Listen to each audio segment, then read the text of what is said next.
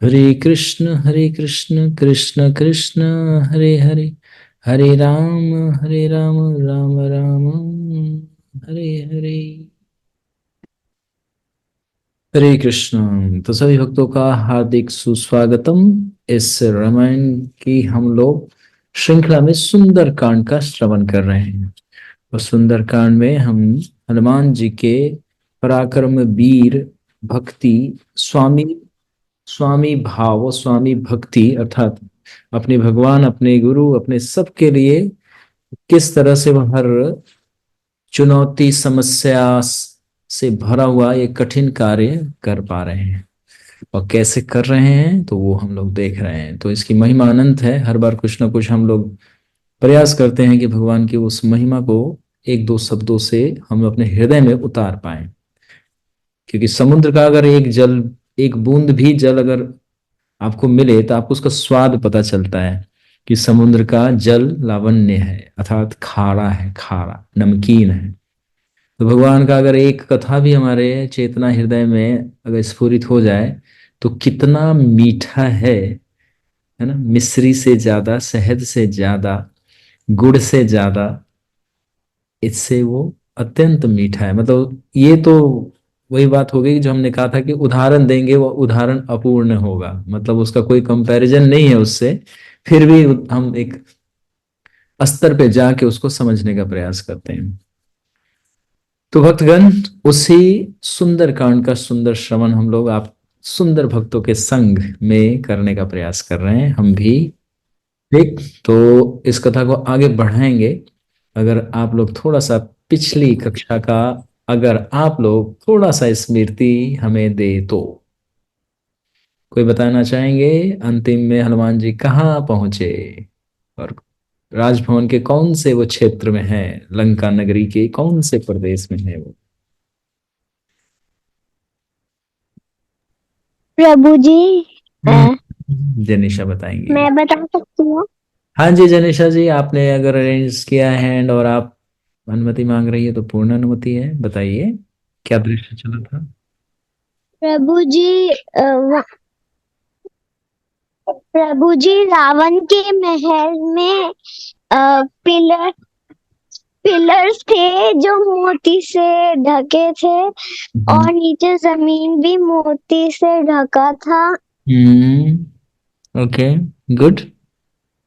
और प्रभु जी आपके लिए इतना ही याद था। ओके, चलो आपको इतना तो पता चला कि रावण का जो पैलेस था अर्थात जो महल था वो कोई मिट्टी से और कोई पत्थर से या ग्रेनाइट से या संगमरमर से नहीं बना था।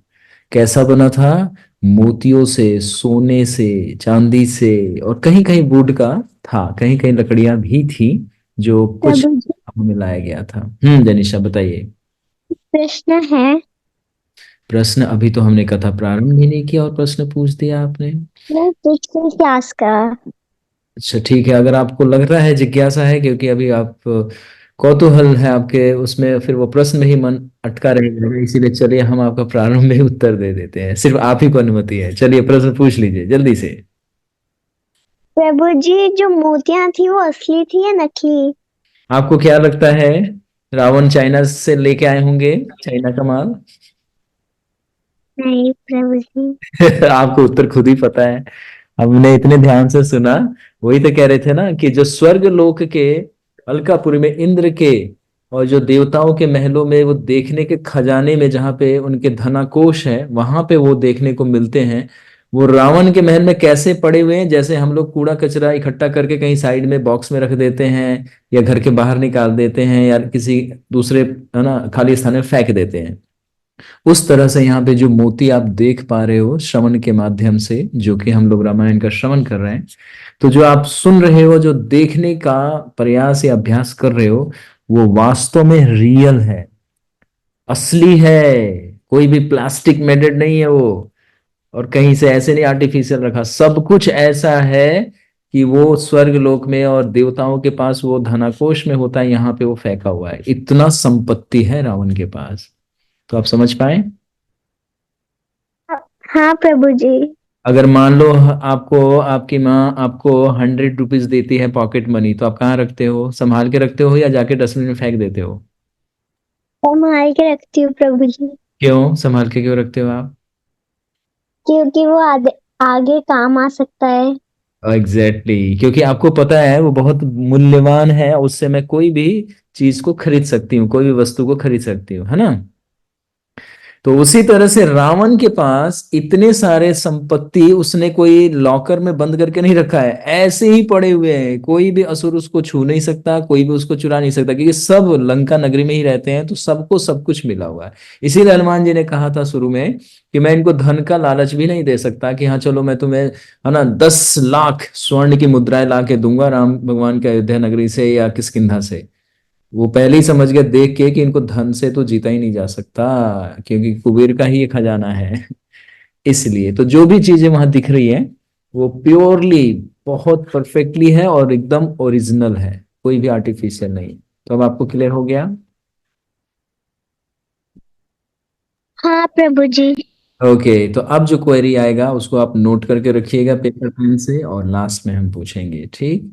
तो हम लोग अब आ जाते हैं मूल दृश्य में, जहां पे हम लोग सुंदरकांड के श्रवण में हनुमान जी की एक विडंबना तो नहीं कहेंगे इसे, इससे उनकी, है ना, चिंता को कहेंगे, क्योंकि भगवान के लिए चिंता, गुरु के लिए चिंता और वैष्णव के लिए चिंता लेना वास्तव में हमारा वो चिंता हमारा मुक्ति और उद्धार का कारण बनता है। जैसे हमारे आचार्य लोग लिखते हैं कि यशोदा मैया परचेज्ड एंजाइटी फॉर कृष्णा, यानी कि यशोदा मैया ने भगवान कृष्ण के लिए, हम लोग तो कोई दुख देता है तो हम उसको मतलब तरह तरह से कोस देते हैं, ठीक? और हमें दुख अनजाने में मिल जाए तो फिर हम भगवान को भी कोस देते हैं कि मैं ही क्यों, मुझे ही दुख क्यों, मुझे ही क्यों चुना गया। लेकिन यहाँ पे तो हर कष्ट को सहने के लिए स्वयं ही, जैसे कोई वस्तु आप क्रय करते हैं मतलब परचेज करते हैं, तो आप थोड़ा सा लक्ष्मी दीजिए वो वस्तु आपकी हो जाएगी, तो यानी कि परचेज किया। अब उस पे बेचने वाले का कोई अधिकार नहीं रहता, जो क्रय कर लिया था, जो खरीद लिया, उसका अधिकार है।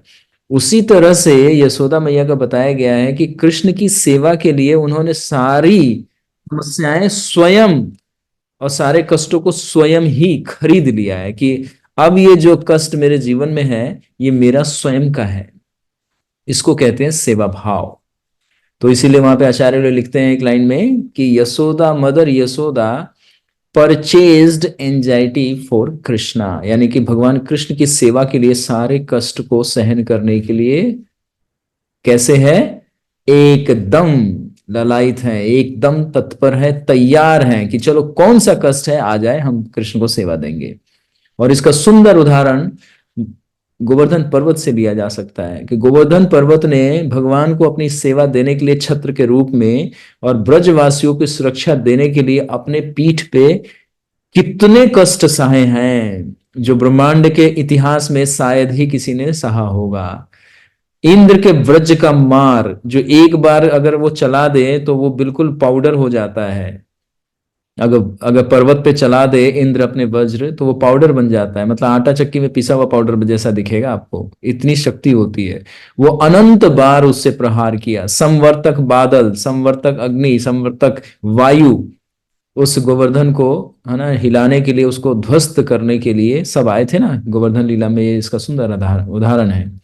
तो भगवान ने वहां पे भी दिखाया कि मेरे सेवक, अर्थात सेवक भगवान के रूप में है, गोवर्धन स्वयं साक्षात हरि हैं, परंतु वो हमें बहुत कुछ शिक्षा देते हैं, आश्रय, निर्भरता, क्या क्या शिक्षाएं नहीं देते गोवर्धन लीला में।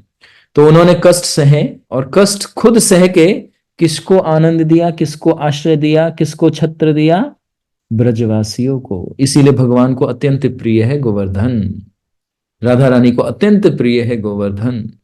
और भी बहुत सारे कारण हैं, ये तो कुछ एक केंद्र पे ये बिंदु याद आ गया तो हमने आपसे शेयर कर लिया। तो यहाँ पे हम एक बात बता रहे थे कि कष्ट सहना, गुरु के लिए, हरि गुरु वैष्णव, इन तीन के लिए कष्ट सहना, ये हमारा कष्ट हमारे पाप के कारण नहीं होता है या हमारे अपने कर्म के कारण नहीं होता है, ये असीम कृपा प्राप्त करने का एक मार्ग है जो भगवान की सेवा के लिए सह सकते हैं। तो इसीलिए जैसे सुबह सुबह उठना, जप करना, ये कष्ट है, शरीर को बड़ा कष्ट होता है, सर्दी में आंख खुलती नहीं है। अगर आपको 4-5 बजे बोला जाए उठो उठो जप करो, तो देखते हैं कंबल बहुत ही अच्छा लगता है ना, कोई निकलना नहीं चाहता वो, मतलब कबूतर के घोंसले में जो छोटे छोटे बच्चे होते हैं तो कैसे झांकते हैं ऐसे निकल के, सिर्फ आंखों से झांकते हैं, चिड़िया अपने बिल से कैसे ऐसे निकल के देखती है, वैसे कंबल थोड़ा सा है ना साइड में हटा के फिर हम लोग देखते हैं कि ओहो अभी तो 5 मिनट और, बस अभी 6 नहीं बजा है, अभी तो 5 मिनट बाकी है, 5 मिनट और सो लेते हैं। तो उस समय में हमें कष्ट होता है ना, लेकिन जो भाव होता है कि नहीं ये समय जब का है, तो व्यक्ति बाहर निकल के जब भी करता है अच्छे से, तो वो क्या है, भगवान को आनंद देगा, आपको शुद्ध करेगा, क्योंकि वो समय महत्वपूर्ण है, वातावरण अनुकूल है। तो ये एक उदाहरण से आपको मतलब एक चीज को समझा रहे हैं कि कोई चीज हमें कष्ट दे रहा है, परंतु वो कष्ट हमें क्षणिक है, बाद में हमारा मार्ग खोल देता है। इसीलिए सात्विक जितने भी कष्ट होते, 3 तरह के, सात्विक, राजसिक और तामसिक आनंद। तो सात्विक जो होता है वो शुरू में कष्ट देता है, लेकिन बाद में वो क्या है, बहुत आनंद देता है। इसका 3 उदाहरण देंगे। जैसे नींबू, नींबू पिएंगे तो मुंह कड़वा हो जाता है शुरू में, लेकिन जब वो अदर आपके उदर में जाता है तो स्वास्थ्य बहुत अच्छा होता है। उसी तरह नीम और करेला पिया नहीं जाएगा, लेकिन जबरदस्ती आपको पीना होता है, क्योंकि ये सब औषधि है जो कड़वा होता है। तो इसको सात्विक आनंद बोला गया, कि मतलब शुरू में कष्ट देगा लेकिन बाद में जाके आनंद देगा ये, और आपका स्वास्थ्य वर्धन करेगा। उसी तरह से भगवान के मार्ग में शुरू में कष्ट मिलेगा, आगे जाके सुख मिलेगा। तो हनुमान जी को अभी देखिए कितना एंजाइटी हो गया, मैंने यहीं से बताया कि उनका चिंता का एक विषय है कि मैं अपने स्वामी के लिए कुछ कर नहीं पाया। ये सबके मन में भाव होना चाहिए कि मैं अपने गुरु, अपने भगवान को किस प्रकार से कौन सी सेवा अर्पित करूं। सुंदर कांड का यही महात्मा है, सेवा ही तो दे रहे हैं, इसीलिए तो सुंदर कांड है ये। इतना सुंदर महात्म्य में ही हमने सारे एक एक शब्दों में बोले थे, अब उन्हीं शब्दों को हम लोग यहाँ पे विस्तार रूप से समझने का प्रयास कर रहे हैं। तो हनुमान जी को अब ये कष्ट हो रहा है, कष्ट मतलब चिंता, मतलब कष्ट ऐसे नहीं कि पकड़ के उनको पिटाई कर रहा है, वो कह रहे मैं गलती से आ गया, मुझे छोड़ दो, मैं नहीं जाऊंगा, अब नहीं जाऊंगा अंदर, मैं जा रहा हूँ, वापिस चला जाऊंगा, ऐसे नहीं बोल रहा है वो कष्ट ले रहे हैं अपनी इच्छा से कि नहीं, मैं जिस कार्य के लिए आया हूं वो कार्य मैं करके ही जाऊंगा। तो इस प्रकार से वो पुष्पक विमान से उतरते हैं, अंदर जाते हैं, जो कि दृश्य का वर्णन हमने नहीं किया क्योंकि एक असुर के घर का वर्णन है, और असुर असभ्य होते हैं और इसमें स्त्रियां भी असभ्य तरीके से रहती हैं। तो वो पूरा ही दृश्य यहाँ पे वर्णन है, जो कि हमें सिर्फ एक शब्द से लेना है कि ना तो कोई संस्कार है और ना ही कोई तरीका, लेकिन हाँ सुंदरता, आभूषण, वस्त्र इतने महंगे इतने हैं। जैसे बड़े लोग कभी कभी होते हैं, बहुत ज्यादा धन होता है उनके पास, तो वो एक सामान्य व्यक्ति को वो सम्मान नहीं दे पाते, उनमें अहंकार आ जाता है, उनको रहने का, दूसरे को देख के घृणा करेंगे, अपने आप को वर्चस्व, अपने आप को श्रेष्ठ बताएंगे। तो इसको बोलते हैं असभ्य व्यक्ति। तो उसी तरह से असभ्यता का एक ये दृश्य था जिसमें वो शयन कर रहे हैं अनंत, कितनी ही उसमें जो रानियां हैं, पटरानियां हैं जो रावण की हैं, जो अन्य लोगों से अपहरण करके, छीन करके, है ना, और बलपूर्वक उसे पराजित करके राजा को, फिर उसके पुत्री का अपहरण करके, और कुछ लोग स्वयं रावण के उसके शक्ति से, उसके धन से आकर्षित होके विवाह कर लिया था। तो ये सब अल्प बुद्धि वाली स्त्रियां हैं। इसीलिए बताया जाता है कि धन से ज्यादा, है ना, चरित्र धन का, और है ना, अगर आध्यात्मिक धन है किसी व्यक्ति के पास, उससे संबंध को बनाने का प्रयास करना चाहिए। तो उससे क्या होगा, हमें हमारा उन्नति होगा, और नहीं तो दुर्गति होगा, क्योंकि पैसे से सबकी दुर्गति होती है। तो जो विवाह होता है देखते हैं आजकल, चरित्र प्रधान नहीं है, गुण प्रधान नहीं है, वंश प्रधान नहीं है, जाति, जाति में कुछ कुछ प्रधानता दिखती है कि हाँ कुछ लोग होते हैं, लेकिन वो क्या देखते हैं, धन कितना है, समाज में ये कहाँ तक पहुंचा हुआ है, ये सब देखा जाता है। तो ये एक दृष्टि से ठीक है, लेकिन दूसरी दृष्टि से बहुत ज्यादा महत्वपूर्ण नहीं है। चाणक्य पंडित कहते हैं कि अगर कोई सुंदर स्त्री है और उसमें सारे अवगुण हैं, असभ्य है, और वो एक धनवान व्यक्ति की पुत्री के रूप में जन्म लेती है, तो उसको त्याग देना चाहिए। और एक व्यक्ति, एक स्त्री थोड़ी कुरूप है, लेकिन चरित्र की बड़ी पवित्र है, और उसमें सारे गुण है ना कूट कूट के भरे हैं, और वो बड़े ही लज्जाशील है, उसका स्वभाव सेवा स्वभाव है। तो उसके लिए पूरे विश्व का धन संपत्ति लाके है ना उसको बोला जाए कि एक तरफ ये स्त्री है, एक तरफ ये सारा संपत्ति है, किसका चयन करोगे? तो चाणक्य पंडित जी कहते हैं कि उस स्त्री का चयन करना चाहिए। क्यों? क्योंकि वो जो है वो पूरे धन के ऊपर है, वो धन उसका कोई समानता नहीं है। क्योंकि जब एक चरित्रवान स्त्री आएगी तो वो पूरे जीवन को शुद्ध करती है, वंश को शुद्ध कर देती है, संतान उत्पत्ति जो होती है वो पवित्र होते हैं। तो ये सब भागवत में भी और भगवत गीता में स्वयं भगवान वर्ण संकर का जो वर्णन करते हैं, अर्जुन जो कहते हैं कि वर्ण संकर आ जाएगा, तो भगवान क्या बोलते हैं यही तो बताते हैं, इसी विज्ञान को ना, कि स्त्रियां अपवित्र जब होती हैं तो पूरा कुल का ही विनाश हो जाता है। तो इसीलिए स्त्री का इतना महत्व है, उसका उसका पवित्र होना। तो हम ये कौन से बात में गए कि रावण के जो महल में जो विवाह करके आई हैं, कुछ तो बलपूर्वक लाई गई, कुछ का अपहरण करके लाया गया, लेकिन अब वो विवशतावश वो वापस नहीं जा सकी, तो उन्होंने वहीं पे रहना स्वीकार किया। और कुछ लोग जो रावण के पराक्रम से, उसके बल, उसके ऐश्वर्य, उसकी प्रसिद्धि से आकर मैं उनका वर्णन कर रहा था। तो वही तो उसे ही समाज में आजकल देखा जाता है वर्तमान समय में, कि लोग जो है वो धन को ज्यादा महत्व देते हैं, कि धन है, घर बार है, खूब सारा कूट कूट के इसके बाद सब कुछ भरा हुआ है, चलो अब बाद में हम लोग के समक्ष वो रिजल्ट आता है जिसमें अलगाव होता है, लड़ाइयाँ होती हैं, और फिर दोनों का बिलगाव हो जाता है। बिलगाव मतलब सेपरेशन हो जाता है। हमारे वैदिक सभ्यता में सेपरेशन, जिसको डिवोर्स कहते हैं इंग्लिश में, हिंदी और ये एक दूसरे लैंग्वेज में तलाक कहते हैं, हमारे में से बंधन को बताया गया। ये वस्तु एक मतलब ये शब्द मतलब शास्त्रों में है ही नहीं वर्णन, ऋषियों ने, भगवान ने ये शब्द ही नहीं दिया है।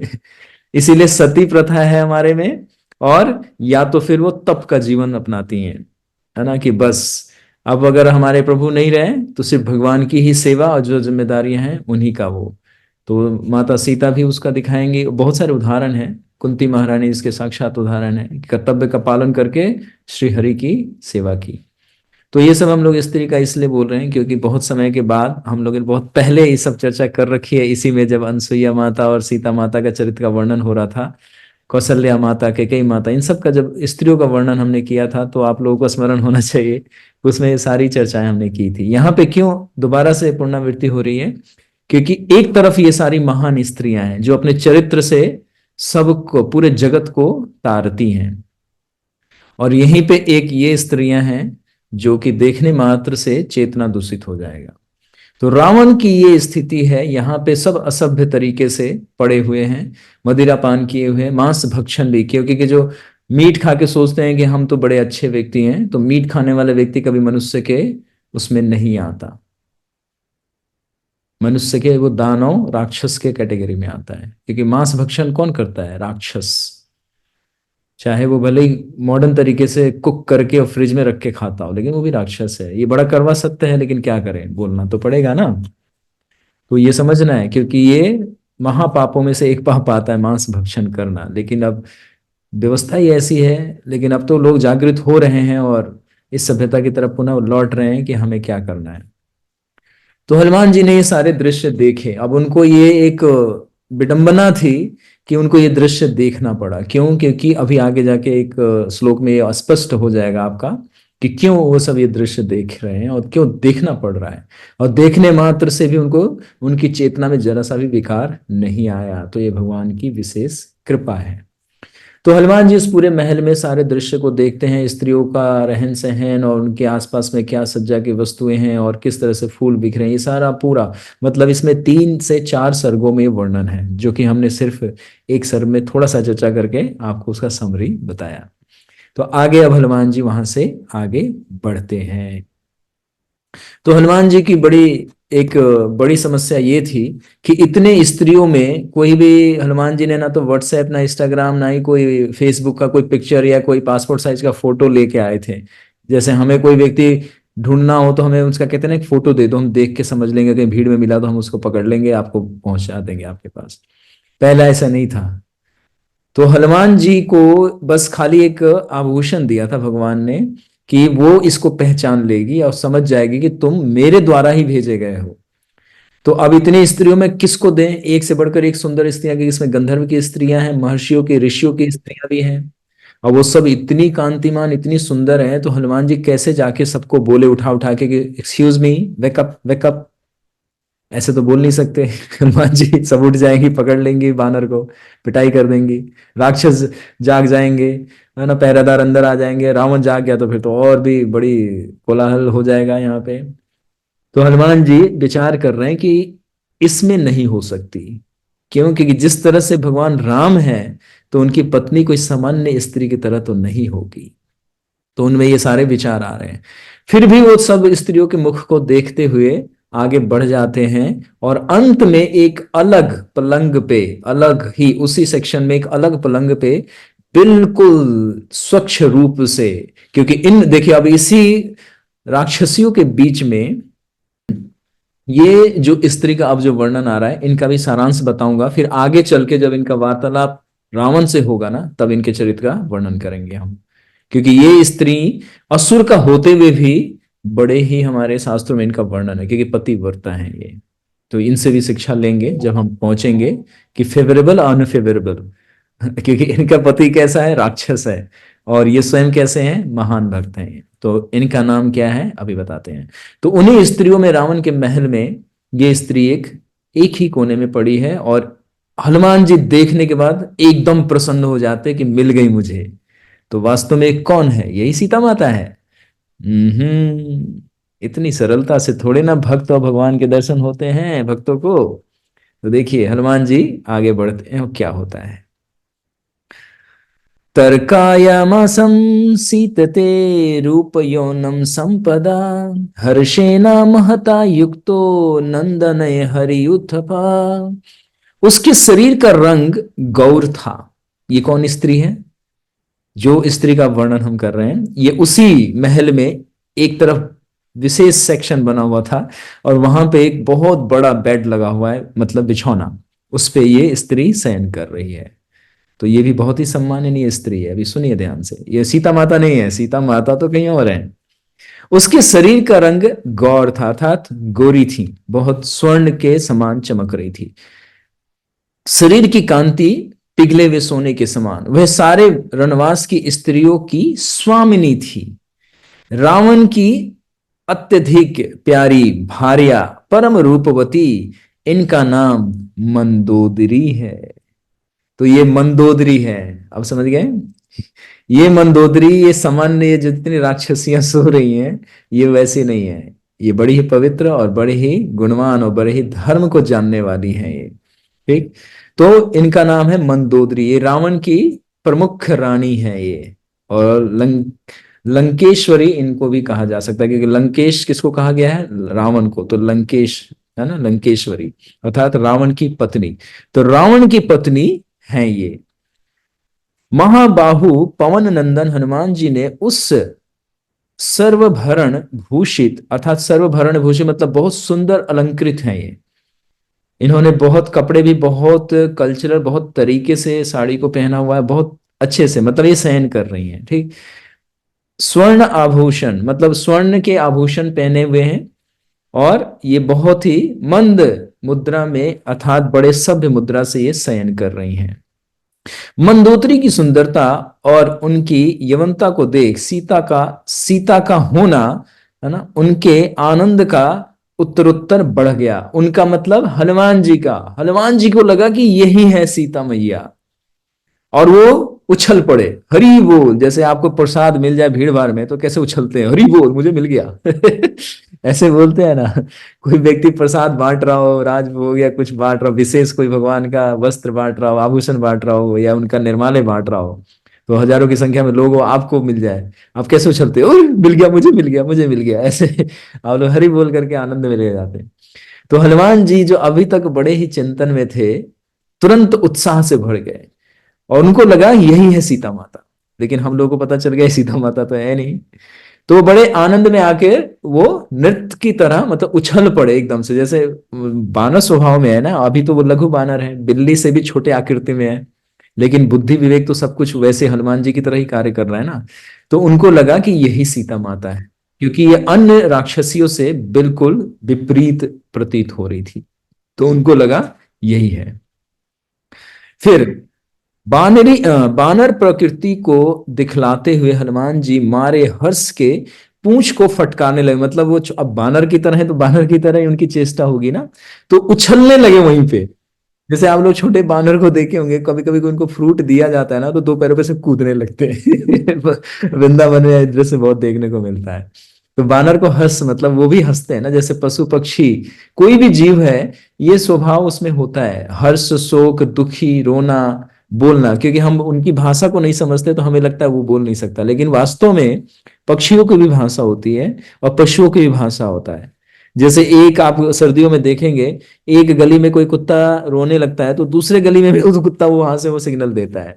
जैसे कोई अगर भौंक के, इधर कोई चोर आ गया तो इधर वाला भौंकता है तो दूसरी गली से भी आवाज आने लगता है, तो उसको पता चल जाता है कि वहां पे कोई स्ट्रेंज पर्सन आया है, यानी कि कोई व्यक्ति ऐसा है जो यहाँ का निवासी नहीं है। तो लैंग्वेज ही है ना, वो समझ जाते हैं। हम नहीं समझ पाएंगे, लेकिन कृष्ण तो 84 लाख योनियों की भाषा को समझ सकते हैं इस प्रकृति में। तो इस तरह से, क्योंकि बानर के शरीर में बानर के स्वभाव जैसे हैं, तो उनको क्या हुआ, उल्लास हो गया। उल्लास मतलब बहुत ज्यादा आनंदित हो गए कि भाई जिस कार्य के लिए मैं आया था वो सिद्ध हो गया, मुझे मिल गई सीता माता। तो उछलने लगे वहीं पे खूब कि मुझे मिल गई। तो बानर प्रकृति मतलब बानर का स्वभाव होने की वजह से ऐसा वो कर रहे थे, लेकिन वास्तव में याद रखिए हनुमान जी कोई सामान्य बानर नहीं है। तो पूंछ को बार बार फटकारने लगे और ये खंबे पर बार बार चढ़ते उतरते, देखते इधर जाते उधर जाते। मतलब अब इनमें कोलाहल हो गया। जैसे बंदर होते हैं, आप कभी कुछ उनको फ्रूट दे देंगे ना, खूब खुश हो जाते हैं, तो खूब खूब उछलने लगते हैं, कभी इधर चढ़ेंगे उधर उठतेंगे इधर लटकेंगे, कभी पूंछ से पकड़ के तने को उल्टा लटक जाते हैं। तो उस समय में क्या है, मतलब उनके में चंचल स्वभाव और उन्माद होता है। मतलब उन्माद मतलब एक तो पागलपन होता है, एक मतलब खुशी वो प्रकट करता है अपना, है ना, बानर। तो उसी तरह से यहाँ पे हनुमान जी, क्योंकि अभी बिल्ली के छोटे, बिल्ली से भी छोटे आकृति में है, तो इतने प्रफुल्लित हो गए कि वो कूदने लगे, खंबे पे चढ़ने लगे। तो जो पिलर से एकदम से चढ़ के ऊपर जाते, उनके मुख को देखते और एकदम से नीचे कूद जाते, मतलब कि ये वही है, मिल गई मुझे। तो इस तरह से वह आनंद अपना क्या कर रहे थे, प्रकट कर रहे थे। लेकिन वास्तविकता तो कुछ और ही है। अवधूयं च तां बुद्धि बभुवाये स्थितस्तदा जगाम च परम चिंता सीतामा प्रति महाकपि। हनुमान जी ने जो पहले निश्चय किया था, कुछ ही देर बाद वह तुरंत बदल गया। अब हो गया, आपको पता चल गया, हनुमान जी खुश थे। अब फिर से वही उनकी चिंता पुनः उनको पकड़ ली। वो यह समझ गए, क्या हुआ, वे स्थिर होकर बैठ गए। अब जब उछल कूद कर रहे थे, एकदम से मायूस हो गए, मतलब एकदम से चिंताग्रस्त पुनः हो गए। क्यों हो गए, अब सुनिए, ध्यान से सुनिएगा। ये होते हैं भक्त जो भगवान के और भगवान के भक्त को पहचान पाते हैं कि हाँ ये वो है जिसका हम प्रतीक्षा कर रहे थे या हमें चाहिए। तो यहाँ पे एकदम से वो चिंता मग्न होके पुनः भूमि पर बैठ गए, सीता जी के बारे में विचार करने लगे।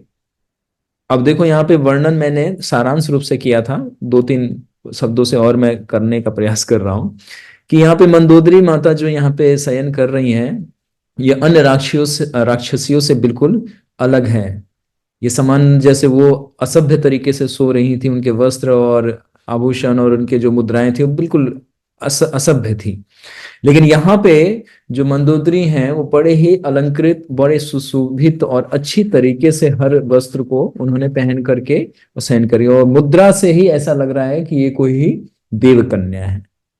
तो इसलिए ये भ्रम हो गया किनको, हनुमान जी को, कि ये सीता हो सकती है।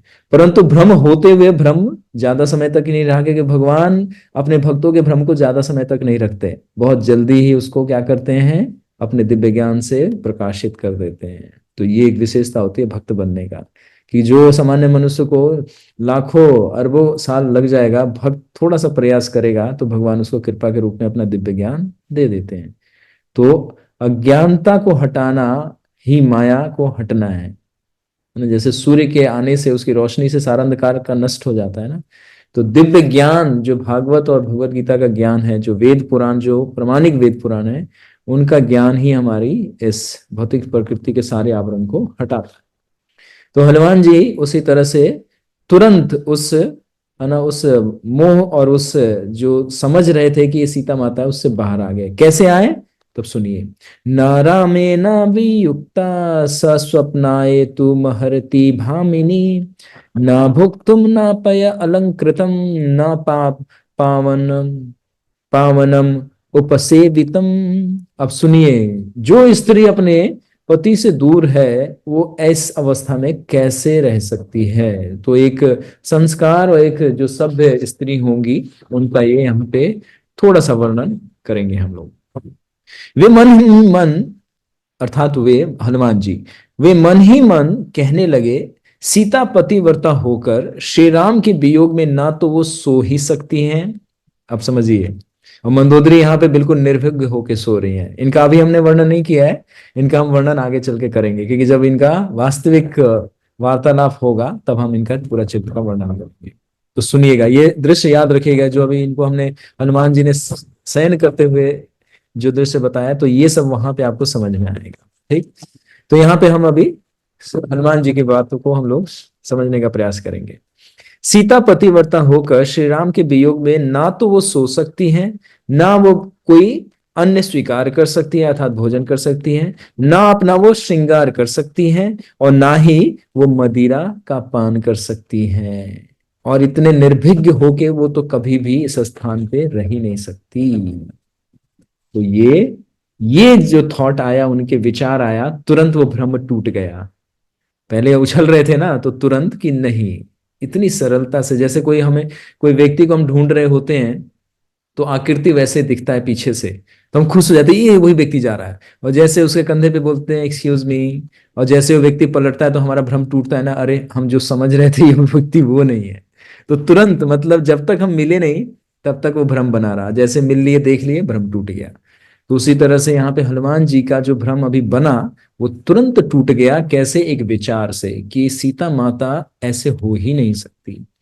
अन्य पुरुष की तो पूछना ही क्या, वह देवताओं के राजा इंद्र को अपना पति नहीं समझ सकती, क्योंकि श्री रामचंद्र जी के समान देवताओं में तो इस जगत में कोई है ही नहीं। तो हनुमान जी क्या कह रहे हैं कि यहाँ पे एक सामान्य पुरुष दूसरी स्त्री के बारे में सोच सकता है, रावण को अन्य स्त्रियां सोच सकती हैं, और कोई कोई चाहे तो इंद्र को, अगर इंद्र कहें कि चलो मैं तुम्हें स्वर्ग का रानी बनाऊंगा, तो वो कोई स्त्री कहेगी हाँ हाँ चलो चलो, वो चली जाएगी सब कुछ छोड़ के। क्यों? क्योंकि उसको स्वर्ग में सब कुछ भोगने को मिलेगा।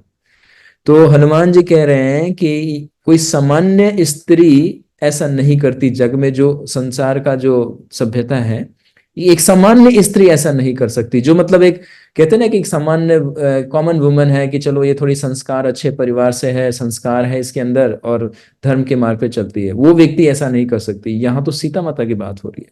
तो कह रही है कि यह यहीं पे रावण क्या, इंद्र भी अगर स्वयं आके अगर सीता माता का वर्ण करना चाहे तो सीता माता उसको भी त्याग देंगी, क्योंकि देवताओं में श्रेष्ठ कौन है? इंद्र है ना। तो कह रहे हैं कि वो तो देवताओं के भी देवता हैं, अर्थात उनके भगवान हैं। तो श्री रामचंद्र की ये भार्या नहीं हो सकती। इसलिए तुरंत मायूस हो गए, इसलिए वो तुरंत अपनी उस चेतना में पुनः आ गए। कोई सुंदर बिछौने पर यथा विनय पड़ी सो रही हो, ये संभव नहीं। वहां पर हजारों स्त्रियां भूषणों से अर्थात आभूषणों से सजी सजाई उसी स्थान पे शयन कर रही थी।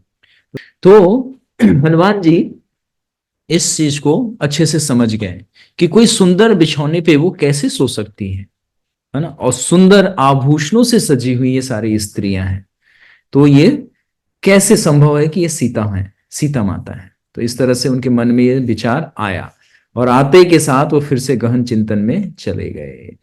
पावभाजनाविक्षिप्ते फलैषे विविधैरपि कृता पुष्पो अपहारा भूयधिकं पुष्यति श्रियम्। और कहीं प्यालों में अनेक प्रकार के फल रखे थे, मदिराएं रखी थी, उन पानशाला में इधर उधर पड़े हुए फूल वहां की अत्यंत शोभा बढ़ा रहे थे। अब मंदोदरी के मुख को देखते हनुमान जी चारों दिशाओं में देखे तो वहां पे क्या उनको फल फ्रूट कटे हुए दिखे। अन्य जगहों पे क्या दिखे, मांस दिखे थे, यहाँ पे फल फ्रूट दिख रहे हैं। तो इससे पता चल रहा है जो मंदोदरी हैं वो धार्मिक विचार की हैं। इसीलिए तो बड़े मतलब अच्छे स्त्रियों में उनका वर्णन आता है। और पतिव्रता में एक मंदोदरी भी बहुत ही अच्छी स्त्रियों के उसमें आती हैं। तो हनुमान जी ये सब सोच रहे हैं कि नहीं, ये सीता नहीं हो सकती, वो भोग विलास के लिए कैसे यहां पे रह पाएंगी। जहां तहां कोमल बिस्तर सहित पलंग पड़े हुए थे, वह पानशाला अग्नि के बिना ही अग्निशम चमक रहा था। और जो इनका महल था वो बड़ा ही दीप्त कांति, मतलब अच्छे श्रृंगार हुए थे, हर तरफ अच्छे वस्तुएं सुसज्जित थी। तो हनुमान जी पुनः मंदोदरी के मुख को देखे वो चारों तरफ महलों में अपने नजरों को दौड़ाते और फिर वहां से अब फिर मायूस होके वो निकलने का मन बनाया। उन्होंने सोचा कि नहीं, यहाँ सीता माता नहीं है। तो वहां से मंदोदरी का हम लोग ये पूरा वर्णन आगे चल के हम करेंगे। उस रात में उनका सौंदर्य मुरझाई हुई कमलीन की तरह हो रहा था। इस प्रकार रावण के रणवास में हनुमान जी ने सब कुछ का दर्शन किया। सब कुछ का मतलब रावण का, उनके सेना का, उनके व्यवस्था का, उनका सब कुछ, ये सारा सब कुछ है। मतलब कि पूरे महल में जो उन्होंने ग्लेंस करके देखा, दृष्टिपात किया चारों तरफ, तो उन्होंने देखा। हनुमान जी ने ये सब तो देखा किंतु जानकी जी का उनको अभी भी कोई सूचना ना मिल पाया। हनुमान जी उस सब स्त्रियों को देखने से भी संतुष्ट नहीं हुए। अर्थात संतुष्ट मतलब उनको सीता माता का तो कुछ संकेत ही नहीं मिला उन सारी स्त्रियों में। बहुत चिंतित हुए, तो बताया ना, बहुत ज्यादा, अब पहले से ज्यादा चिंता हुआ और उनका उत्साह फिर से गिर गया। जैसे हम लोग कभी कोई कार्य करते हैं तो देखते हैं ना, कोई व्यक्ति हमें अप्रिशिएट ना करे, हमें कोई थोड़ा थैंक्स ना बोले या नोटिस ना करे, 10 लोगों को बताए नहीं, तो क्या होता है, हम भी सोचते हैं ना, बेकार है यार, क्या है ये, यही करना है क्या, थोड़ा अप्रिशिएशन मिलना चाहिए था, तो थोड़ा थैंक्स बोलना चाहिए था ना, किसी को हाईलाइट होना चाहिए था, थोड़ा शॉर्ट क्लिप बना के कहीं पे डाल देना चाहिए था ना, 10 लोग देख के लाइक कर देते मेरे को। ऐसा होता है ना। तो हनुमान जी की व्यवस्था क्या ऐसी है, नहीं, उनको अपने कार्य में सफलता नहीं मिला, जिस कार्य के लिए, स्वामी के कार्य के लिए आए, तो उनको वो नहीं दिख पड़ रहा है। इसलिए वो गहन चिंतन में चले गए पुनः, क्योंकि इस पर स्त्रियों को सीता में देखने से उनको अपने धर्म के नष्ट होने की शंका उत्पन्न हो रही थी। और दूसरी बात यह है कि जो हनुमान जी हैं वो एक वानर में है और एक ब्रह्मचार्य का जीवन भी व्यतीत कर रहे हैं। तो स्त्रियों के मध्य में जाके स्त्रियों के मुख को देखना और सीता माता का पता, इनके धर्म के लिए ही थोड़ा संकट था, परंतु सेवा है। तो कहते थे ना, कभी कभी हम लोगों को भी ऐसा व्यवहार करना पड़ता है। क्यों? क्योंकि भगवान के भक्त हैं, अगर हम लोग अपना रिस्क नहीं डालेंगे तो उनको उद्धार कौन करेगा। तो कभी कभी ऐसा बताया जाता है कि मतलब एक चीज का रिस्क तभी लिया जाता है जब वो भगवान या गुरु के लिए हो या उनके आदेश या निर्देश में हो, तब तब वो रिस्क लिया जाता है। क्योंकि जब तक कोई व्यक्ति जोखम नहीं उठाएगा तो वो कार्य कैसे होगा। अब बताइए, अगर हनुमान जी आंखें बंद कर लेते, पट्टी बांध लेते, नहीं हम स्त्री को नहीं देखेंगे, हम तो यहां से निकल लेते हैं, तो क्या वो सीता माता को ढूंढ पाते हैं? आगे देखिए, वो श्लोक में खुद बता रहे हैं। तो वो कह रहे हैं कि मेरे ही धर्म का संकट उत्पन्न हो रहा है। इससे हनुमान जी को मतलब जो स्त्री को देखते भी नहीं थे उनको देखना पड़ रहा है, उनके मुख को देखना पड़ रहा है बार बार। अहम चाधयम मया दृष्टम परिताये परिग्रहम तस्य प्रादुरम मुंचिता पुनरये मनस्विना। किंतु आज मैंने पर स्त्री गामी रावण को देखा। इस प्रकार चिंता करते करते हनुमान जी के मन में एक दूसरी बात भी उत्पन्न हुई। उनके मन में स्थिरता और निश्चय पूर्वक यह बात आई कि यद्यपि मैंने इन स्त्रियों को देखा तथापि मेरे मन में तिल भर भी विकार उत्पन्न नहीं हुआ। फिर मन ही मन तो पाप और पुण्य करने वाले सब इंद्रियों का प्रेरक होता है। मन ही, अर्थात मन, अगर माइंड किसी का प्योर है तो वो किसी भी सुंदर स्त्री को देख के विचलित नहीं होगा, चाहे वो सुंदर हो कुरूप हो, किसी भी स्त्री को देखा, अगर मन ही अगर दूषित है तो वो एक कुरूप स्त्री को भी देख के उसके मन में विकार उत्पन्न हो जाएगा। तो हनुमान जी वही कह रहे हैं कि मेरे मन में ऐसा कोई विचार नहीं था कि मैं स्त्रियों के मुख को देखूं। तो माइंड को हमेशा इसलिए प्योर रखना चाहिए, और माइंड को प्योर रखने के लिए 3 प्रोसेस हमेशा रखना चाहिए। एक तो हरे कृष्ण महामंत्र जपते रहना चाहिए, स्क्रिप्चर पढ़ते रहना चाहिए और कथा सुनते रहना चाहिए। This is a process of purify our mind. Sound है ना, बुक जो है वो साइलेंट साउंड है, जो कि पढ़ने से आपके मन में वो विचरण करता है।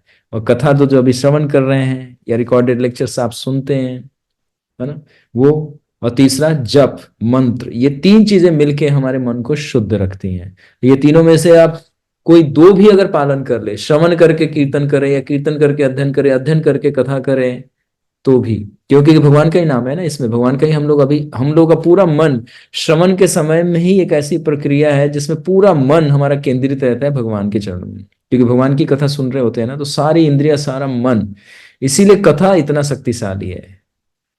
कथा से बहुत सारे कृपाएं मिल जाती है श्रवण करने मात्र से। तो इसलिए हनुमान जी कह रहे हैं कि मेरे मन में ऐसा कोई विकार उत्पन्न नहीं हुआ। तो हनुमान जी का, क्योंकि हनुमान जी को सेवा करना है ना, अगर वो स्त्री का मुख नहीं देखते, अगर उस रणवास में नहीं जाते, तो कैसे पता करते कि सीता माता कौन से कोने में है, कहाँ है। फिर मन में मेरे ऐसा कोई विकार उत्पन्न ना हुआ, सो वह मन मेरे वश में है। तो जो मन में वश को रख सकता है वो सिर्फ कौन हो सकता है? भगवान के भक्त। तो हनुमान जी का मन कौन वश में किया था? राम जी ने। अतः मुझे सोती हुई पराई स्त्रियों को देखने का पाप नहीं लगेगा। फिर अन्यत्र मैं सीता को ढूंढ भी कैसे सकता था? जो मैंने बात बताई अब स्पष्ट हो गया। नात्रयम मया सख्या वेद ही परि माँ गर्तुम, मतलब अगर मैं इन स्त्रियों का मुख नहीं देखता तो मैं कैसे समझ पाता कि सीता मैया इसमें है या नहीं है। तो इसलिए हनुमान जी ने इन सब का, मतलब कहते ना कि व्यवस्था के वश इनका मुख देखना पड़ा उनको। स्त्रियां तो स्त्रियां में ही ढूंढी जाएंगी। जिस प्राणी को जो जाति होती है वह प्राणी उसी जाति में खोजा जाता है। जैसे अब यहाँ पे हनुमान जी का ये भाव है, मतलब वो स्वयं अपने मन से ये बात प्रकट कर रहे हैं कि अगर स्त्री है तो स्त्रियां जहां पे होंगी वहीं पे ढूंढेंगी ना। अब हनुमान जी को सीता माता का ढूंढना है तो राक्षसों के बीच में तो जाके नहीं देखेंगे, जहां पे स्त्रियां होंगी पहले वहां ढूंढेंगे कि शायद ये होंगी, यहाँ पे होंगे। तो ये कल्चर है, जब स्त्रियों का एक समाज होता है तो स्त्रियां पहले, कोई भी ऐसा क्षेत्र होता था, हम लोगों ने द्वारका लीला में और इसी अयोध्या नगरी के ही लीला में हमने देखा कि यहाँ तक कि जो क्रीड़ा स्थल, जो स्पोर्टिंग प्लेस है, जो पार्क है, उसमें कोई पर पुरुष नहीं जा सकता। वहां पे सिर्फ स्त्रियां ही जाएंगी, विचरण करेंगी। और जहां पे दूसरा सेक्शन है वहां पे सिर्फ पुरुष ही खेलेंगे या बैठेंगे या उठेंगे। इतना सुंदर कल्चर। जैसे आप किसी अच्छे मंदिर में जाएं तो वहां पे देखते हैं ना कि एक तरफ स्त्रियां खड़ी होती है, ये नहीं कि सब भेड़ बकरी की तरह कोई कहीं पे भी घूम रहा है, कोई भी इधर जा रहा है, कहीं किसी के गले में हाथ डाला है, ऐसा नहीं। ये असभ्य असभ्य संस्कार कहलाते हैं। तो इसलिए यहां पे कह रहे हैं हनुमान जी कि स्त्रियों को अगर ढूंढना है तो मुझे स्त्रियों के समूह में ही जाना पड़ेगा। तो हनुमान जी क्योंकि धर्म के तत्व ज्ञाता हैं तो वो ये संस्कार को जानते हैं। उन्होंने ये बात क्यों बताया तो हम लोग समझ लें कि वो मन में ये विचार लाए कि मैं स्त्रियों को देख रहा हूं, ये मेरे लिए धर्म की बात नहीं है। फिर भी क्योंकि मैं अपने स्वामी की सेवा में हूं, इसीलिए इन सबका मुख देखना पड़ रहा है। और सीता माता को मैं कहाँ ढूंढूंगा? इन्हीं स्त्रियों के बीच में ढूंढूंगा ना, क्योंकि राक्षस का वंश है, राक्षसों का समाज है, तो यहीं पे ढूंढूंगा। इसलिए ऐसा वो विचार मन में ला रहे हैं। अवेक्षमानं हनुमाना वापस्यते जानकीं तामा पश्यन्तं पित्रस्ता पश्यत्रणाय वर स्त्रिया। रावण के समस्त अंतपुर को ढूंढा पर जानकी को न दिखाई पड़ी। वीरवान हनुमान जी देव गंधर्व नागों की कन्याओं को तो देखा किंतु उनको जानकी कहीं न दिख पड़ी। तब हनुमान जी ने जानकी को न देखकर अन्य सुंदर स्त्रियों में जानकी को वो पुनः तलाश करते हुए आगे बढ़ गए। अब जब वो मंदोदरी को भी देख लिए, पूरे रणवास में जितनी भी आसुरी स्त्रियां थी, हमने वर्णन किया कि वो कौन कौन से लोक से आई थी, किस किस ऋषि की थी, सबका वर्णन। तदंतर हनुमान जी ने रावण के रणवास से निकलकर अन्यत्र जाकर जानकी जी का पुनः पता लगाने का विचार कर संकल्प लेकर वो बाहर निकले। पवन नंदन हनुमान पानशाला को त्याग अन्य स्थानों में जानकी के भ्रमण के लिए उस महल से अब निकल गए। हरि हरि। तो हनुमान जी ने बोला कि भाई बड़ा ही ये मतलब विचित्र प्लेस था, यहाँ पे नहीं आना, दोबारा नहीं आना। तो हनुमान जी उस रावण के उस महल से अर्थात उसके रणवास से, उसके बेडरूम से निकले और आगे बढ़ गए। अब आगे बढ़ेंगे तो अब आगे कौन सा स्थान आने वाला है, किन से भेंट होने वाली है, और अब क्या दृश्य आएगा। क्या अभी भी बहुत ज्यादा चिंतित हैं, या कौन सा मन में विचार लेके आगे बढ़ेंगे, और क्या उत्साह रहेगा, ये यहीं से कहेंगे कि चलो अब नहीं मिली, वापस चलता हूँ। तो इन सारे प्रश्नों का उत्तर आपको अगली श्रृंखला में श्रवण करने को मिलेगा।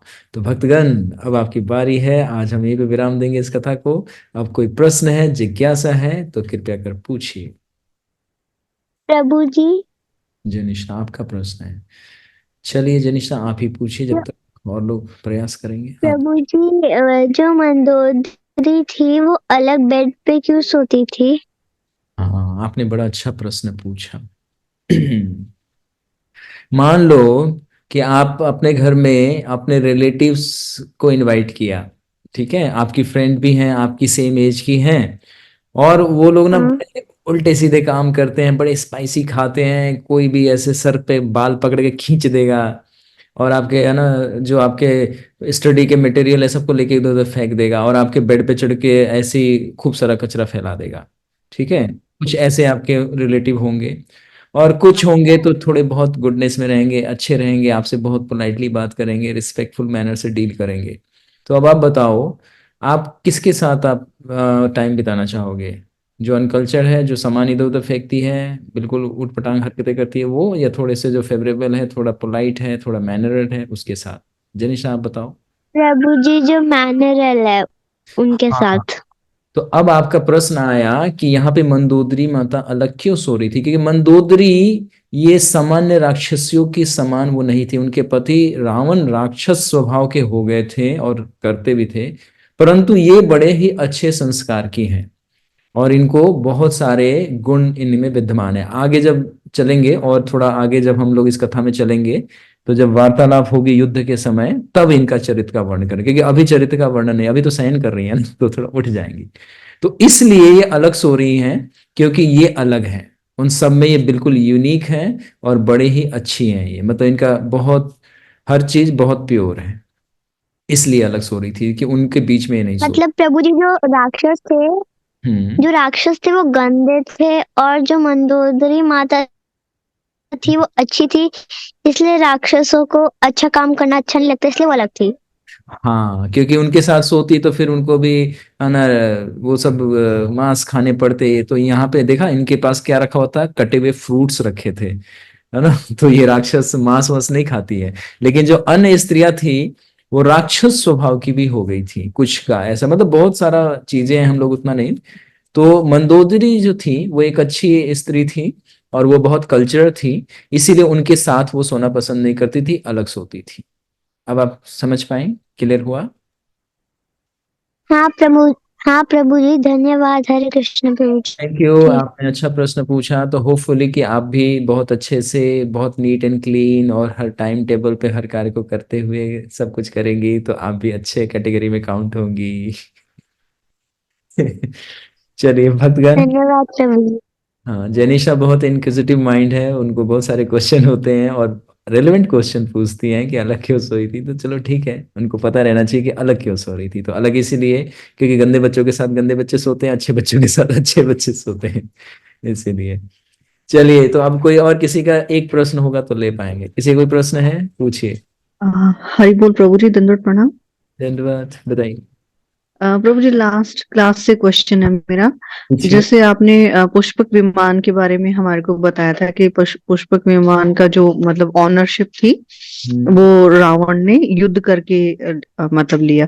हम्म, पर प्रभु जी, जैसे पुष्पक विमान को तो ऑनर ऑनर की मन की गति से ही पुष्पक विमान मूवमेंट ले रहा था, तो हम्म। वो ऑनरशिप फिर वो कैसे ट्रांसफर हुई, मतलब ओह। जैसे आप तो ऐसा प्रश्न पूछ मतलब रही है जैसे हमको एक फ्लैट खरीदते हैं, और दूसरा व्यक्ति आ गया तो भैया तू तो रेंट पे रह रहा है, तू ऑनर नहीं है। नहीं, आपका मतलब प्रश्न आपने अच्छा जैसे है। बताया था ना कि नहीं। पुष्पक विमान ऑनर की मन की गति से चल रहा था, तो जैसे अगर रावण युद्ध भी कर रहा था तो फिर वो ऑनरशिप कैसे पुष्पक विमान ने ऐसे मतलब चेंज करी कि अच्छा अब ऑनर ये नहीं है, अब ये है। मैं आपकी बात को समझ गया, मैं हंस रहा हूं तो आप बुरा नहीं मानिएगा। मतलब आपने प्रश्न लॉजिकली समझने का प्रयास किया कि मतलब ऑनरशिप कैसे ट्रांसफर हुआ। तो बिल्कुल सही है। हम इसको थोड़े से बुद्धि से समझेंगे तो समझ में आएगा। जैसे इसी कक्षा में जेनिशा ने और कौशल प्रभु ने भी प्रश्न पूछा था कि उसकी गति को कैसे समझे, कि ये इस तरह से इतनी गति में चलता होगा और पुष्पक मैन ऐसे कैसे है। तो यहाँ पे बड़ा सरल है, ऑनरशिप कैसे ट्रांसफर होगा। तो जो जिस शक्ति का वर्ण कर लेता है वो सारी शक्ति उसके अधीन होती है। जैसे कोई मान लीजिए कोई शक्तिशाली व्यक्ति किसी अन्य राष्ट्र पे जाके आक्रमण करके उसको अपने अधीन कर ले, तो वहां का नियम उसके अनुसार चलेगा, मतलब जो शक्तिशाली व्यक्ति है।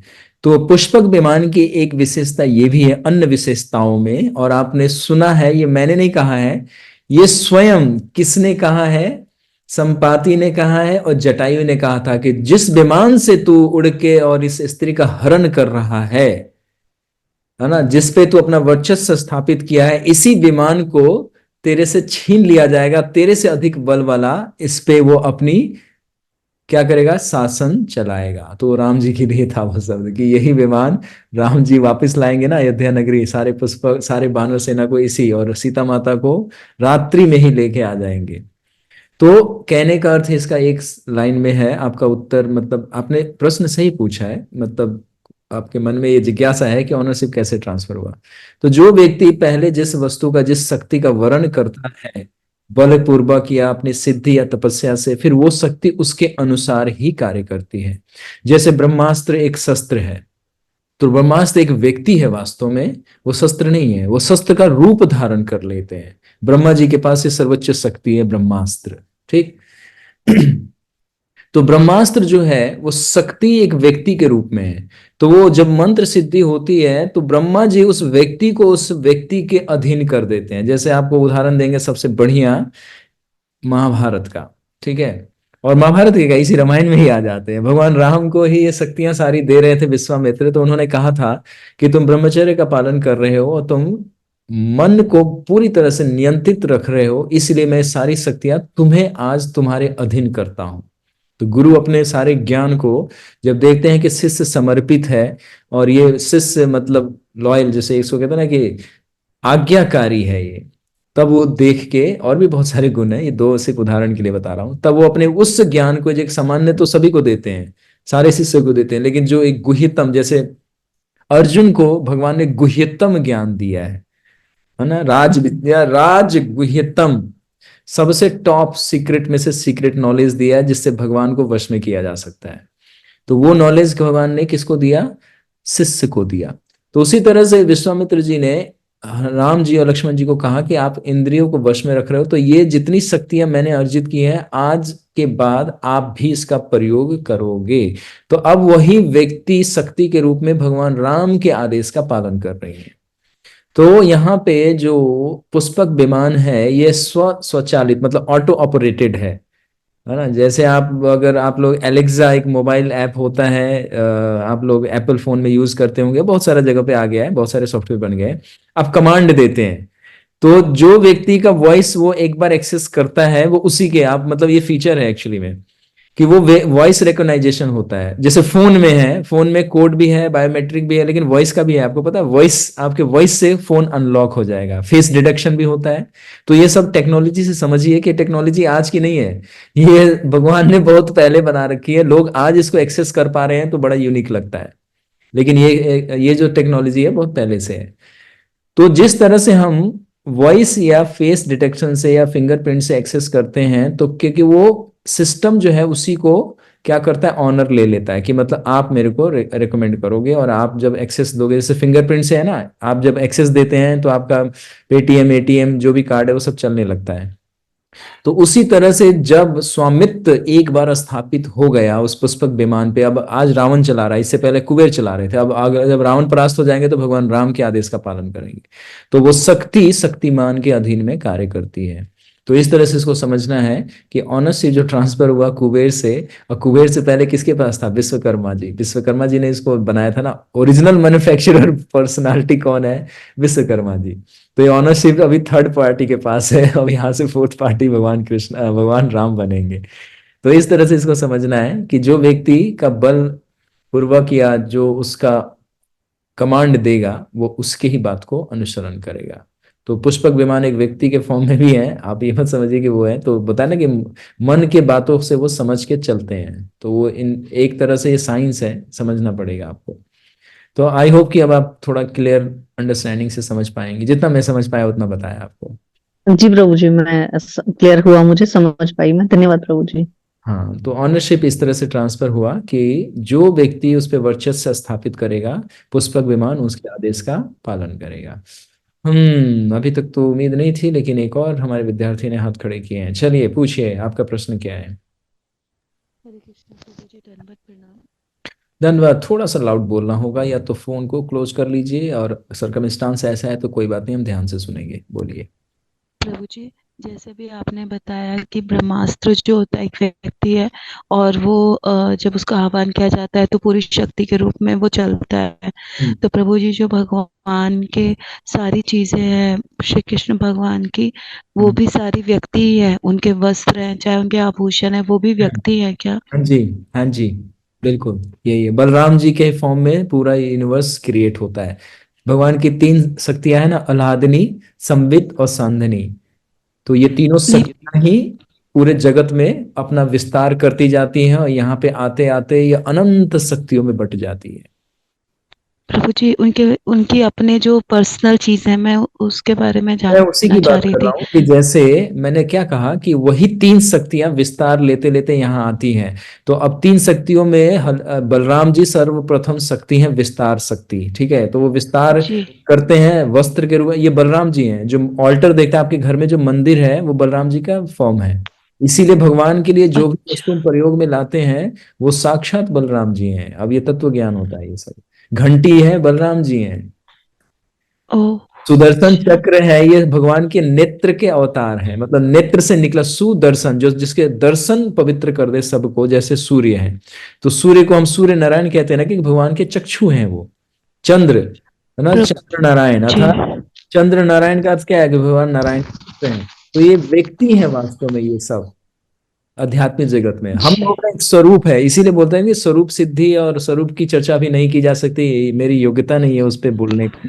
तो ये हम सभी एक फॉर्म में भगवान को अपनी सेवा देते हैं। अनंत जीव भगवान को अनंत रूप से सेवा देते हैं। तो वो स्वरूप सिद्धि बहुत गहन साधना के बाद और गुरु कृपा से वो रिवील होता है मन के अंदर। तो हमें धीरे धीरे ये सब चीजें समझ में आएगी। आपने प्रश्न पूछा कि ये सब शक्ति, तो हाँ, ये सब शक्ति में है। अर्जुन ने तपस्या किया, 5 वर्ष तक हिमालय में गहन तपस्या किया। युधिष्ठिर महाराज ने उनसे रिक्वेस्ट किया, धौम्य ऋषि ने उनको गाइडलाइन दिया कि चलो ये तपस्या कर लेना। तो जो तपस्या की है, तो जब युद्ध विराट का जब प्रारंभ हुआ, जब पहला उनका आमना सामना हुआ 13 वर्ष के बाद कौरव सेना से, तो उन्होंने सारे शक्तियों को जो आह्वान किया, तो सब व्यक्ति के रूप में प्रकट हुए थे, जैसे हम आप हैं उस तरह से। और फिर जब उन्होंने कहा कि अब आप लोग मेरे मन के अंदर प्रवेश कीजिए, ताकि जब मैं आह्वान करूं तो आप उस शक्ति को प्रदर्शित कीजिएगा। तो अर्जुन क्योंकि मन को बिल्कुल शुद्ध रखते थे, तो सारे मन में प्रवेश किया। इसीलिए जब ब्रह्मास्त्र देव तो पिक्चरों में देखते होंगे रामायण में, और इसे देखे कि तीर माथे पर रख के वो कुछ बोल रहे हैं, तो ये लोग मजाक उड़ाने वाले लोग कहते थे ये सब क्या है। वो मजाक नहीं है, उस शक्ति का उस समय में आवाहन करके वो तीर चलाया जाता था, फिर वो तीर वही कार्य करता था। सामान्य तीर वो उतना प्रचंड शक्ति को प्रकट करता था। तो इस तरह से समझना है कि हमारे पास जो भी भगवान के जो भी सामग्री है या जो भी शक्ति है, वो व्यक्ति हैं। जैसे कौस्तुभ मणि इस जगत में क्या प्रकट हुए थे? कुलशेखर बन के। सुदर्शन ये व्यक्ति हैं, गरुड़ ये व्यक्ति हैं, चील नहीं है, ये व्यक्ति हैं। उस फॉर्म में जाके भगवान को सेवा देते हैं। होप कि आप समझ पाए सभी चीज। जी प्रभु जी। ठीक है, इसीलिए वेदों का अध्ययन अनिवार्य है सभी के लिए। हम सबको बोलते हैं कि अपनी साधना निरंतर रखिए, सीखिए, वैष्णव गुरु की कृपा से, मार्गदर्शन से इसको पढ़िए, ताकि जीवन में हमें ये सब सीखना है। क्योंकि मनुष्य जीवन इसीलिए मिला है, और किसी कार्य के लिए नहीं मिला है। बाकी जो करना है वो एक समझ लो फोर्सफुल है, इसको करना ही पड़ेगा आपको, तो करिए। वास्तव में जो मनुष्य जीवन इसलिए मिला है, आत्म साक्षात्कार करें और पुनः अपने भगवान की सेवा जो खो गई हमसे, हाथ से निकल गया, वापस ले आए। ठीक है, तो आज इतना ही। अब किसी हम प्रश्न का कोई उत्तर नहीं देंगे। आज हमारी समय सीमा इतनी है, हमें इतनी अनुमति है। तो आप सभी का विशेष धन्यवाद। आप बड़े धैर्य से इस कथा को सुनते हैं, आशा रखते हैं और नोट्स भी बनाते हैं। तो आज हमने देखा कि हनुमान जी किस तरह से रावण के उस रणवास से बाहर निकले और निकलते वक्त उन्होंने दो शंकाएं मिटाई। एक तो वो जो सेवा कर रहे थे वो क्योंकि अपने स्वामी के हित के लिए कर रहे थे, तो स्वयं को एक मर्यादा के बाहर जाके वो कार्य किए, तो वो इसीलिए किया। तो कभी कभी इसीलिए कहते हैं कि वैष्णव मुद्रा विघ्य ना विघाय, क्रिया मुद्रा विघ्य ना विघाय। तो मतलब ये इमिटेट नहीं करना चाहिए, क्योंकि कभी कभी वैष्णव के एक्टिविटीज को देख के या उनके व्यवहार को देख के हम कैलकुलेशन कर लेते हैं कि ऐसा नहीं ऐसा है, लेकिन वास्तव में उसके जब तक हम स्वयं उससे डील ना करें या जो हमें शास्त्रों का ज्ञान ना हो तो हम उस व्यक्ति को परखने में गलती कर देते हैं। तो इसीलिए शास्त्र का नॉलेज होना बहुत जरूरी है। तो हनुमान जी ने वहां पे वो कार्य भगवान के लिए किया था। वो स्त्री उनके लिए वर्जित थी, उस क्षेत्र में ही नहीं जाना चाहिए था, लेकिन वो स्वयं कह रहे हैं कि मैं अपने मन को नियंत्रित रखा था क्योंकि कि राम मेरे मन में बस रहे हैं। तो जो जप करता है भगवान का तो हर इम्प्योरिटी से वो बच सकता है। इसीलिए जप करने के लिए, मंत्र को, भगवान को धारण करने के लिए हमेशा हम रिक्वेस्ट करते हैं कि मन में हमेशा राम को बसा के रखिए, भगवान कृष्ण को बसा के रखिए, तब आप हर बाधा से निकल पाएंगे। जैसे राम जी हर जगह पे वो कठिनाई से बाहर निकल रहे हैं। इसीलिए बच्चों को हमें ट्रेन करना चाहिए कि हर समय भगवान को थैंक्स, ग्रेटिट्यूड फील कराना कि भगवान आपने थैंक्स, सब कुछ दिया है, कुछ नहीं है तो ठीक है, आगे गाइडलाइन दीजिए, हम उस चीज को भी करेंगे। तो इस तरह से हनुमान जी ने वहां से निकलते वक्त विचार किया और मंदोदरी का पहला उनका वो दृश्य देखा तो सीता माता समझ के वो प्रसन्न हुए, परंतु वो भ्रम तुरंत ही टूट गया कि एक स्त्री जो होंगी वो इस तरह से होंगी। तो फिर आगे जब हम निकल रहे हैं तो अब किससे उनका परिचय होता है और क्या शंकाएं या क्या बाधाएं आती हैं, हम लोग आगे इस कथा में सुनेंगे। तो आज के लिए यहीं पे श्री श्री सीताराम लक्ष्मण भक्त हनुमान की जय, श्री श्री राधा श्याम सुंदर की जय, महर्षि वाल्मीकि जी की जय, समस्त आचार्य भक्त वृंद की जय, श्रील प्रभुपाद की जय, आप सभी गौर भक्त वृंद की जय। Thank you very much. Hare Krishna प्रभु जी, दंडवत प्रणाम। हरे कृष्ण प्रभु हरे कृष्ण प्रभु जी, दंडवत प्रणाम। हरे कृष्ण प्रभु जी, दंडवत प्रणाम।